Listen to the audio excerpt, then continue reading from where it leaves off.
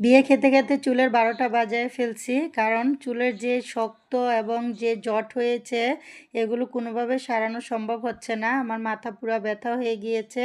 তো ভাই বোনেরা, আমি একটা নিজে নিজে টিপস বের করে দেখলাম, দেখি যে অনেক কার্যকারী, তাই অর্ধেক মানে জুস দেওয়ার পরে আপনাদের সাথে শেয়ার করলাম। মনে পড়ছে যে এটা আমি একটু শেয়ার করলে মনে হয় অনেকের উপকারে আসবে। যদি কারো উপকারে আসে অবশ্যই একটু কমেন্ট লাইক করবেন আর ভিডিওটা বেশি বেশি করে শেয়ার করবেন ভাই বোনেরা। তা যারা আমরা পার্লারে মাথা বাঁধি যে বোনেরা, তাদের জন্য এই ভিডিওটা।